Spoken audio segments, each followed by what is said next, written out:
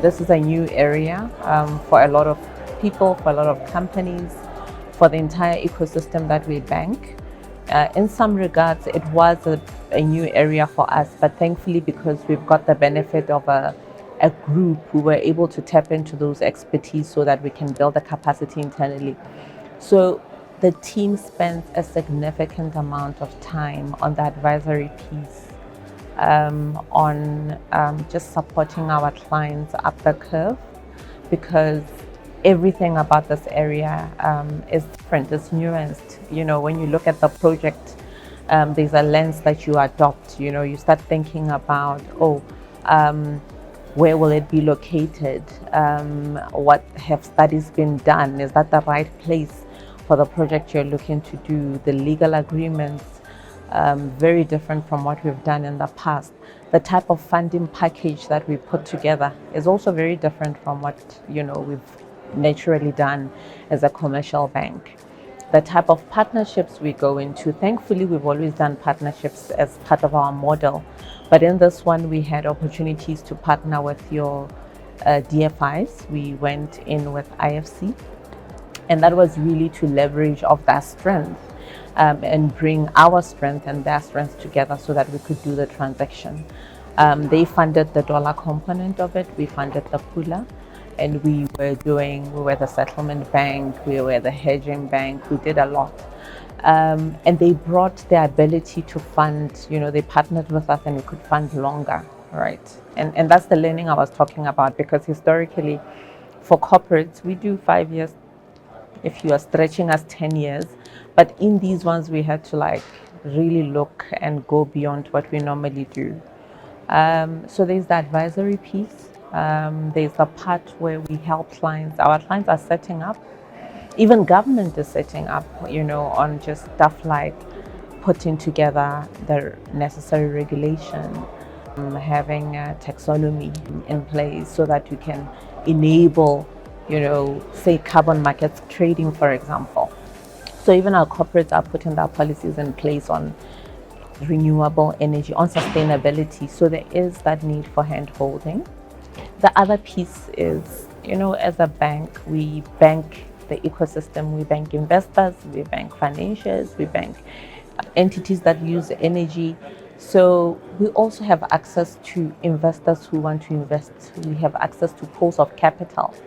So, and we leverage that through, stuff like bonds. How do we collaborate with those to raise bonds? So our role is very diverse. We do a lot, and we're continuously learning because it is a new area and it is emerging. What we were fortunate on, especially for the renewables transactions that we started off, was that, the off-taker is government, it's BPC. So that already sort of mitigated the risk somewhat, right? But there were many other challenges, for example, bankability of these projects.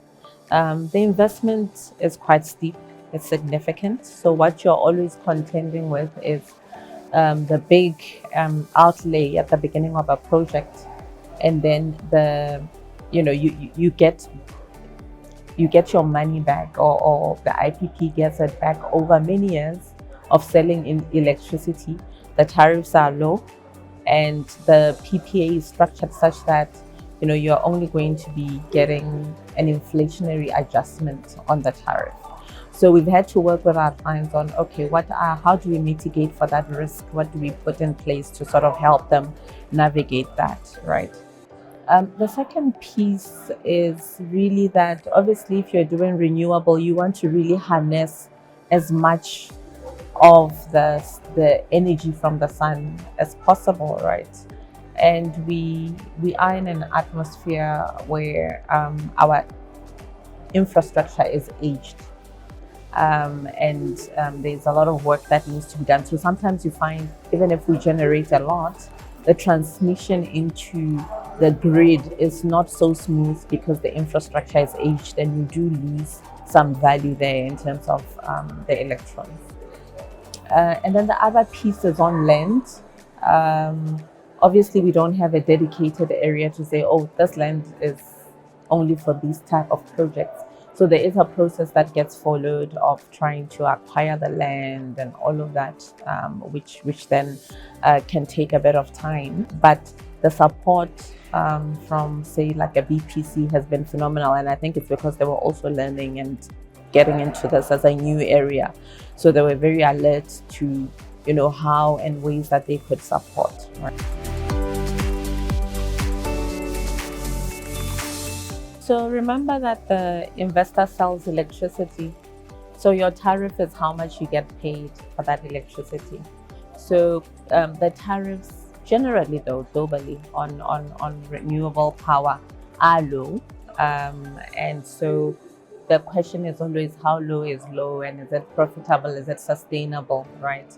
But obviously, so there's always that dynamic of what is the optimal price to set it at. So that is what you contend with, because you've incurred this cost at the beginning of the project, setting up the infrastructure, all of that. Your income is going to come from your selling, right? So it's always an issue of whether the tariffs are at an optimal level that is highly profitable. But I don't think it's a big issue, but it is a matter that, particularly as you are locked in for a long PPA, like 25 years. So I think the big question is, how do we then set up that structure? There are opportunities midway to readjust those levels to not just an inflationary, but to ensure that, it continues to be sustainable.